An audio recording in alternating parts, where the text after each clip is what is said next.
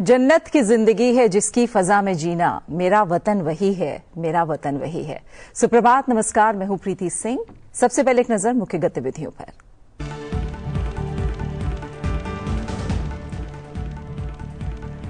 राष्ट्रपति द्रौपदी मुर्मू स्वतंत्रता दिवस की पूर्व संध्या पर राष्ट्र को करेंगे संबोधित। शाम 7 बजे आकाशवाणी के संपूर्ण राष्ट्रीय नेटवर्क पर होगा प्रसारण। संसद टीवी पर भी होगा सीधा प्रसारण। आकाशवाणी के क्षेत्रीय नेटवर्क पर रात 9:30 बजे क्षेत्रीय भाषाओं में भी देखा जा सकेगा राष्ट्रपति का संबोधन। देश भर में जश्न आजादी को लेकर तैयारियां पूरी। प्रधानमंत्री नरेंद्र मोदी दिल्ली के लाल किले पर फहराएंगे राष्ट्रीय ध्वज। प्राचीर से देश को करेंगे संबोधित। 140 से अधिक स्थानों पर सैन्य और अर्धसैनिक बलों के बैंड ऑपरेशन सिंदूर की जीत का मनाएंगे उत्सव। दिल्ली में तीसरे भारत सिंगापुर मंत्री स्तरीय गोलमेज सम्मेलन, आधुनिक तकनीक समेत कई मुद्दों पर चर्चा। दोनों देशों के शीर्ष मंत्री हुए शामिल। व्यापार, प्रौद्योगिकी और डिजिटलीकरण जैसे क्षेत्रों में सहयोग बढ़ाने पर रजामंदी। व्यापक रणनीतिक साझेदारी विकसित करने पर रहा जोर।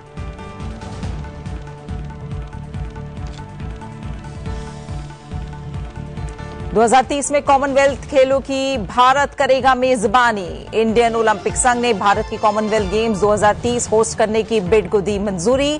भारत को 31 अगस्त से पहले फाइनल बिड के लिए देना होगा प्रपोजल।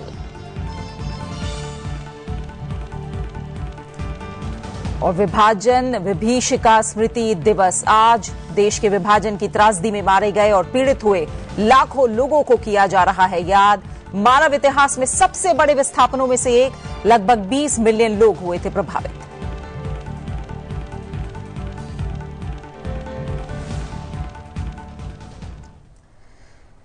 राष्ट्रपति द्रौपदी मुर्मू स्वतंत्रता दिवस की पूर्व संध्या पर आज शाम राष्ट्र को संबोधित करेंगी। ये संबोधन शाम 7 बजे से आकाशवाणी के संपूर्ण राष्ट्रीय नेटवर्क पर प्रसारित किया जाएगा और दूरदर्शन के सभी चैनलों पर हिंदी और उसके बाद अंग्रेजी संस्करण भी प्रसारित किया जाएगा। दूरदर्शन पर हिंदी और अंग्रेजी में संबोधन के प्रसारण के बाद दूरदर्शन के सभी क्षेत्रीय चैनलों द्वारा क्षेत्रीय भाषाओं में भी इसका प्रसारण किया जाएगा। आकाशवाणी अपने संबंधित क्षेत्रीय नेटवर्क पर 9:30 बजे क्षेत्रीय भाषाओं में इसका प्रसारण करेगा।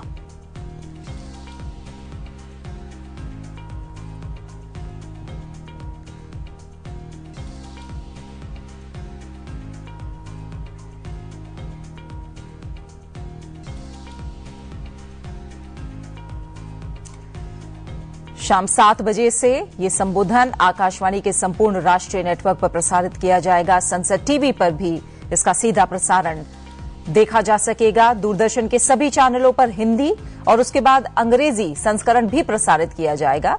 साथ ही दूरदर्शन पर हिंदी और अंग्रेजी में संबोधन के प्रसारण के बाद जो दूरदर्शन के क्षेत्रीय चैनल हैं वो भी क्षेत्रीय भाषाओं में इसका प्रसारण करेंगे।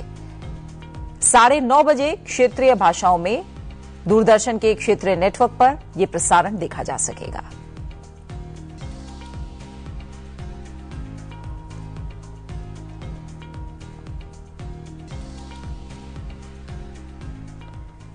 पंद्रह अगस्त को भारत अपना 79वां स्वतंत्रता दिवस मनाएगा, माफ कीजिएगा, और 79वां स्वतंत्रता दिवस मनाया जाएगा। इसे लेकर पूरे देश में जो तैयारियां हैं जश्न आजादी की वो पूरी हो गई हैं और स्वतंत्रता दिवस का जो नेतृत्व है वो प्रधानमंत्री नरेंद्र मोदी करेंगे दिल्ली के प्रतिष्ठित लाल किले की प्राचीर से। राष्ट्रीय ध्वज फहराने के बाद प्रधानमंत्री इस प्रतिष्ठित स्मारक की प्राचीर से देश को संबोधित करेंगे।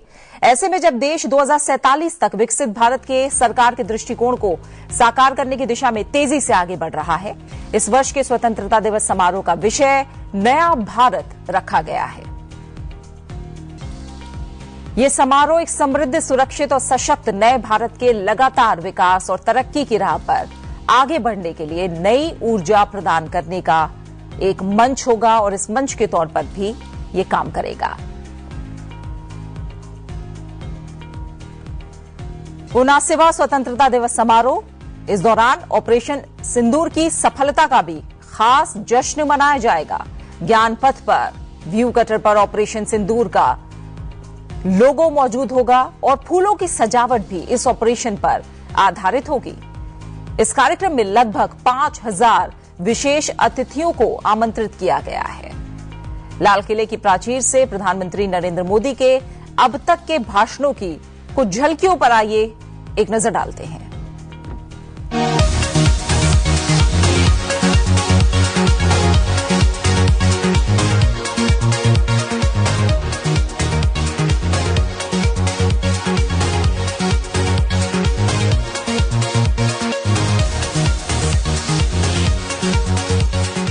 एक प्रधानमंत्री जन धन योजना, इस प्रधानमंत्री जन धन योजना के माध्यम से हम देश के गरीब से गरीब लोगों को बैंक अकाउंट की सुविधा से जोड़ना चाहते हैं। मैंने यहां सरकार में आकर के पहला काम सफाई का शुरू किया। लोगों को आश्चर्य हुआ, क्या ये प्रधानमंत्री का काम है? लोगों को लगता होगा प्रधानमंत्री के लिए छोटा काम होगा, मेरे लिए बहुत बड़ा काम है। सफाई करना ये बहुत बड़ा काम है। हमारा देश, हमारी सेनाएं, हमारे वीर पुरुष, हर यूनिफॉर्म फोर्सेस, कोई भी हो, सिर्फ आर्मी, एयरफोर्स, नेवी नहीं, सारे यूनिफॉर्म फोर्स, उन्होंने जब जब मौका आया है अपना कर्तव्य दिखाया, अपना सामर्थ्य दिखाया है। बलिदान की पराकाष्ठा करने में ये हमारे वीर कभी पीछे नहीं रहे हैं। ये प्रधानमंत्री जन आरोग्य अभियान के तहत, आयुष्मान भारत योजना के तहत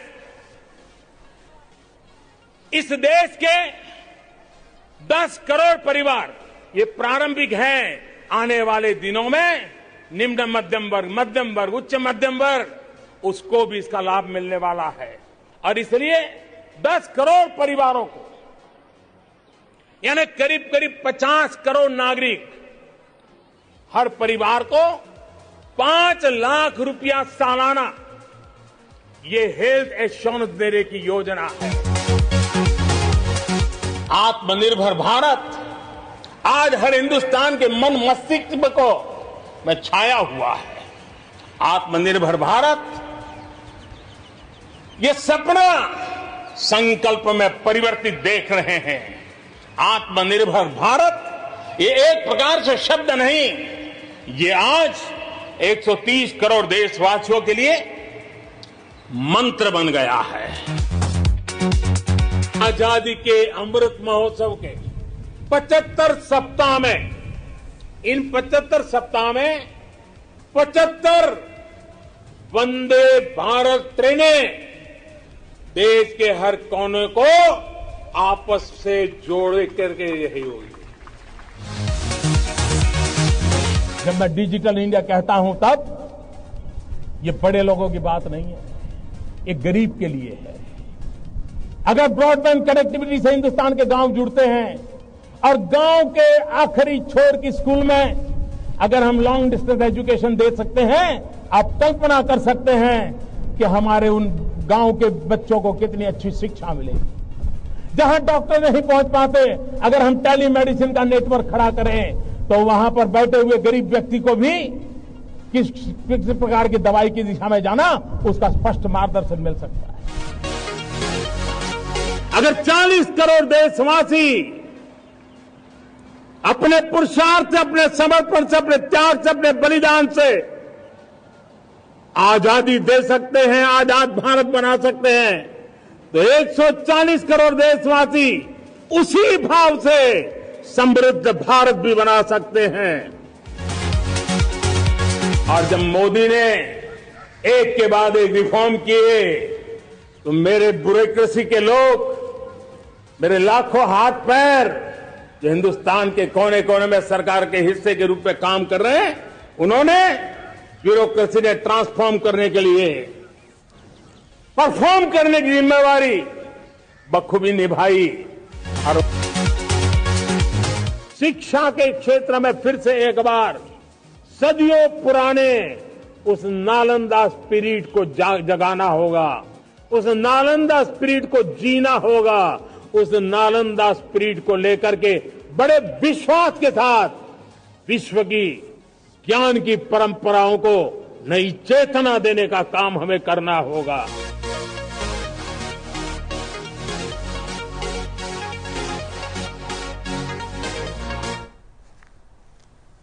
प्रधानमंत्री नरेंद्र मोदी ने बुधवार को 100 गीगावाट सौर पीवी मॉड्यूल विनिर्माण क्षमता हासिल करने के लिए भारत की सराहना की है। इसे आत्मनिर्भरता और स्वच्छ ऊर्जा को लोकप्रिय बनाने के प्रयासों की दिशा में एक महत्वपूर्ण उपलब्धि बताया है। केंद्रीय मंत्री प्रहलाद जोशी ने एक्स पर लिखे गए पोस्ट पर प्रतिक्रिया जाहिर की और इस पर प्रतिक्रिया जाहिर करते हुए प्रधानमंत्री ने कहा कि आत्मनिर्भरता की दिशा में एक और महत्वपूर्ण उपलब्धि है। ये भारत की विनिर्माण क्षमताओं की सफलता और स्वच्छ ऊर्जा को लोकप्रिय बनाने की दिशा में हमारे प्रयासों को दर्शाता है।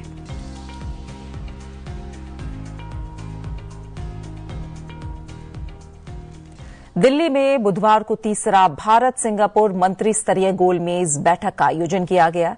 ये बैठक दोनों देशों के बीच मजबूत होते रिश्तों और व्यापक रणनीतिक साझेदारी को आगे बढ़ाने की दिशा में एक अहम कदम है।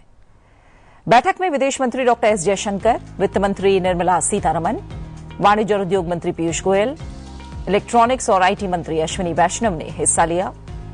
वहीं सिंगापुर की ओर से उप प्रधानमंत्री गन किम योंग, राष्ट्रीय सुरक्षा और गृह मामलों के समन्वयक मंत्री के शनमुगम, विदेश मंत्री विवियन बालकृष्णन, डिजिटल विकास और सूचना मंत्री जो टियो, श्रम मंत्री टेंसी लेंग, परिवहन मामलों के कार्यवाहक मंत्री ने भी हिस्सा लिया। इस बैठक में दोनों देशों के बीच सहयोग को 6 मुख्य क्षेत्रों में मजबूत करने पर चर्चा हुई है और इन क्षेत्रों की अगर बात करें तो इसमें डिजिटलाइजेशन, स्किल डेवलपमेंट, सस्टेनेबिलिटी, स्वास्थ्य सेवा, कनेक्टिविटी और एडवांस्ड मैन्युफैक्चरिंग जैसे क्षेत्र शामिल रहे हैं।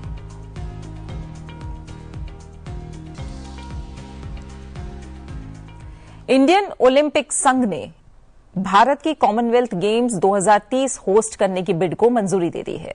ये मंजूरी स्पेशल जनरल मीटिंग में दी गई है और मेजबानी के लिए भारत ने मार्च के महीने में एक्सप्रेशन ऑफ इंटरेस्ट सबमिट किया था। अब भारत को 31 अगस्त से पहले फाइनल बिड के लिए प्रपोजल भी देना होगा। कनाडा के रेस से बाहर हो जाने के बाद भारत के लिए 2030 कॉमनवेल्थ गेम्स की मेजबानी पाने की संभावनाएं काफी ज्यादा बढ़ गई हैं। हाल ही में कॉमनवेल्थ स्पोर्ट्स के डायरेक्टर डेरन हॉल के नेतृत्व में एक टीम ने अहमदाबाद स्थित आयोजन स्थलों का दौरा भी किया था। और इतना ही नहीं, कॉमनवेल्थ स्पोर्ट्स के अधिकारियों ने गुजरात सरकार के अधिकारियों के साथ बैठक की थी। इस महीने के आखिर में एक और डेलीगेशन के अहमदाबाद पहुंचने की संभावना है और इस दौरे के बाद कॉमनवेल्थ स्पोर्ट्स की जनरल असेंबली नवंबर के आखिर में होस्ट कंट्री तय करेगी। इससे पहले भारत ने 2010 के कॉमनवेल्थ गेम्स की मेजबानी की थी।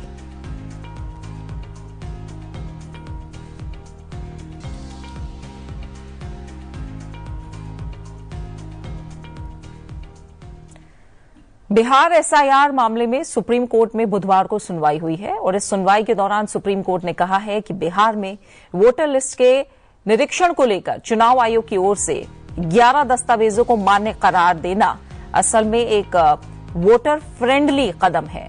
इससे पहले आयोग ने वोटर लिस्ट के समरी रिवीजन में सिर्फ 7 दस्तावेजों की इजाजत दी थी और कोर्ट ने कहा था कि इन दस्तावेजों में आधार कार्ड को ना शामिल करने की दलील रखी जा सकती है, लेकिन अगर पूरी लिस्ट को देखा जाए तो ये समावेशी नजर आती है।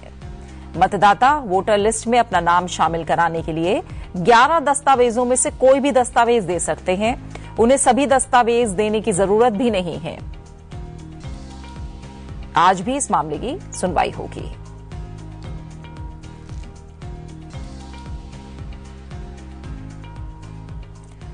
राष्ट्रपति भवन का अमृत उद्यान स्वतंत्रता दिवस के अगले दिन से यानी 16 अगस्त से जनता के लिए खोल दिया जाएगा। राष्ट्रपति द्रौपदी मुर्मू इस उद्यान का आज उद्घाटन करेंगे। अगले महीने 14 सितंबर तक ये उद्यान खुला रहेगा। रोजाना सुबह 10 बजे से शाम 6 बजे तक यहां सैर की जा सकती है, घूमा जा सकता है। 5:15 बजे शाम के वक्त उद्यान में एंट्री नहीं मिलेगी। रखरखाव की वजह से इसे सोमवार को बंद रखा जाएगा। इस बार एक नया अट्रैक्शन है बैबलिंग ब्रुक, जो कि बच्चों के लिए, बड़ों के लिए, सबके लिए बहुत ही अच्छा रहेगा देखने के लिए। इसमें हमारा मिएंडरिंग वाटर स्ट्रीम है एक झरने की तरह और उसमें स्टेपिंग स्टोन्स हैं और बहुत सारे फीचर्स हैं। इसके अलावा फ्लोरल क्लॉक है जो कि इससे फ्लावर्स से ही बनी हुई है, लेकिन वो एक्चुअली वर्क करती है एंड काफी बहुत देखने में अट्रैक्टिव है। और कई वेराइटीज के फ्लावर्स हैं, प्लांट्स हैं, और हमारा जैसे जो अट्रैक्शंस हर साल भी होती हैं वो तो है ही, जैसे बॉन्साई गार्डन है, हर्बल गार्डन की जगह एक प्लूमेरिया गार्डन है जो इस बार हम लोगों ने ओपन किया है, वो भी एक नया अट्रैक्शन है जो लोग देख सकते हैं। दिव्यांगजन के लिए भी कुछ चीजें और हमने शुरू की हैं, वो लोग भी इसका गार्डन का आनंद ले सकते हैं, उन्हें कोई परेशानी नहीं होगी अगर वो भी आके भ्रमण करना चाहते हैं। सदियों से गुलामी की बेड़ियों में जकड़े भारत को लंबे स्वतंत्रता संग्राम के बाद 1947 में आजादी मिल सकी, लेकिन इसकी एक बड़ी कीमत विभाजन की विभीषिका के रूप में इस देश को चुकानी पड़ी है। उन लोगों के संघर्ष और बलिदान की याद में 14 अगस्त को विभाजन विभीषिका स्मृति दिवस मनाए जाने की घोषणा प्रधानमंत्री नरेंद्र मोदी ने 2022 में की थी, और आज इसी विभीषिका में तमाम जो लोग थे जो पीड़ित हुए उन्हें याद किया जा रहा है।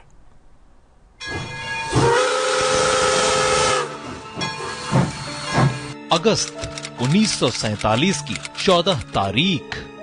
इस दिन केवल भारत की सीमाओं का ही बंटवारा नहीं हुआ, बल्कि इसी दिन करोड़ों दिलों के बीच एक ऐसी खाई बन गई थी जो कभी भरी नहीं जा सकी। सदियों के साथ जीने बढ़ने वाले पड़ोसी, दोस्त, रिश्तेदार सब अचानक अजनबी बन गए।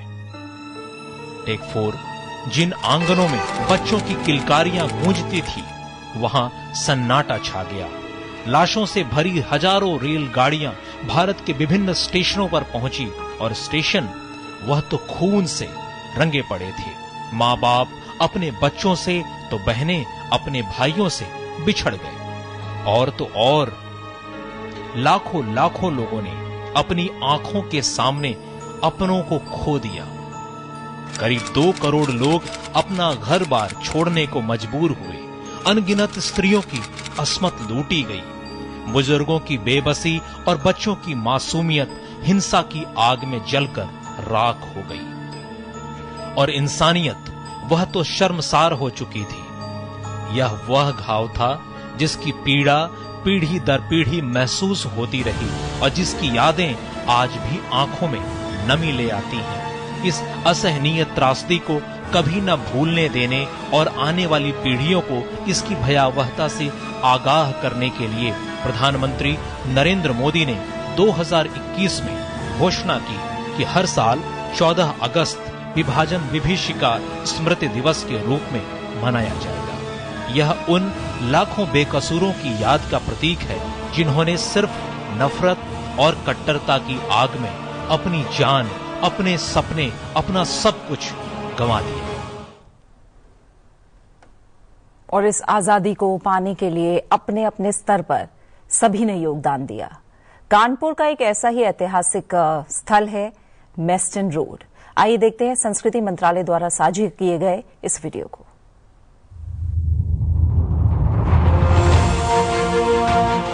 सबसे बड़ी बात यह है कि आजादी के बाद इस झंडारोहण को कभी रुका नहीं। आंधी आवे, पानी आवे, बरसात हो, मगर यहाँ झंडारोहण बराबर होता रहा है।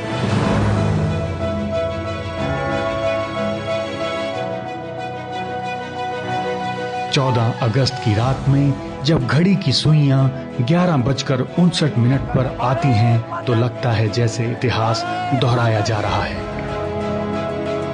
मेस्टन रोड, जहां आजादी की रात 15 अगस्त 1947 को पहली बार तिरंगा फहराया गया था, और तब से हर साल रात ठीक 12:01 पर तिरंगा फहराने की परंपरा आज भी जारी है। यहाँ देश की आजादी के बाद 1947 के बाद बराबर स्वतंत्रता दिवस की पूर्व संध्या पर रात को 12 बजे यहाँ झंडारोहण कार्यक्रम बड़े उत्साह के साथ कराया जा रहा है। कई स्वतंत्रता सेनानियों ने कानपुर के इस ऐतिहासिक झंडारोहण में हिस्सा लिया है। उस समय जब ये झंडा शुरुआत हुई थी तब तमाम स्वतंत्रता संग्राम सेनानी और हमारे देश के जो महान पुरुष वगैरह हुआ करते थे, महापुरुष सब यहाँ आते थे। आज आजादी के 70 साल बाद भी ये परंपरा बराबर यहाँ पड़ी हुई है। कानपुर का दिल कही जाने वाली मेस्टन रोड सिर्फ ईंट पत्थर की बनी एक सड़क नहीं, बल्कि इतिहास के पन्नों में दर्ज एक जिंदा अध्याय है, जहां आजादी की गूंज है, व्यापार की चहल पहल है और सामाजिक एकता की मिसाल भी। कानपुर तो वैसे भी क्रांतिकारियों की धरती है। मेस्टन रोड स्वतंत्रता संग्राम की कई अहम घटनाओं की गवाह रही है।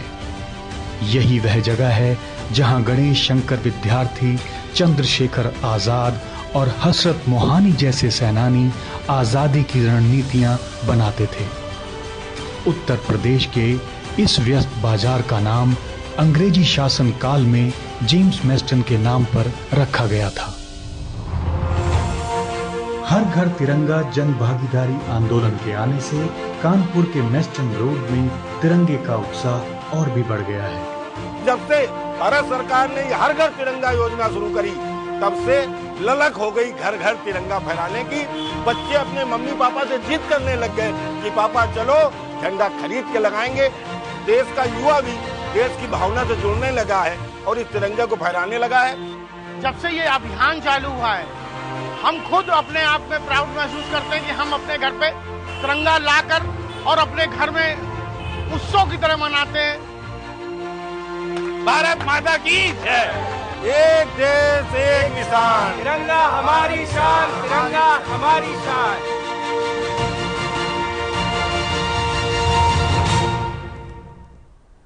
और इसी के साथ सुप्रभात में फिलहाल मेरे साथ इतना ही। जाते जाते आपको छोड़ जाते हैं हर घर तिरंगा के सुंदर वीडियो के साथ। फिलहाल मुझे दीजिए इजाजत और आप बने रहिए सनसेट टीवी के साथ। नमस्कार। घर घर तिरंगा, हर घर तिरंगा, घर घर तिरंगा, रथ घर तिरंगा, घरों घरी तिरंगा, प्रत्येक घरी तिरंगा। आसमान को पाना है, आसमान से आगे जाना है। नए भारत की नई कहानी अब आसमां को सुनाना है। गर्व है इस तिरंगे पर, सारे जहां को ये दिखाएंगे। अमृत काल मनाएंगे, घर घर तिरंगा लहराएंगे।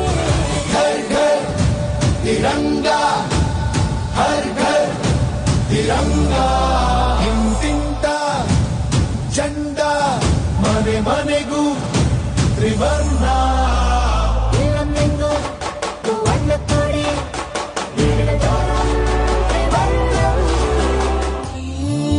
सरिया रंग है क्या? ये रंग मेरी शक्ति का है, ये रंग मेरी ताकत का है, ये रंग देश के माथे पे सजा। श्वेत है क्या? रंग सत्य का। ये श्वेत रंग शांति का है, ये श्वेत रंग एके का है, ये रंग देश के दिल में है बसा। रंग हालातों खुशहाली का है, ये धर्म चक्र विकास का। इन्हीं उसूलों से है ये बना तिरंगा हमारा, तिरंगा प्यारा।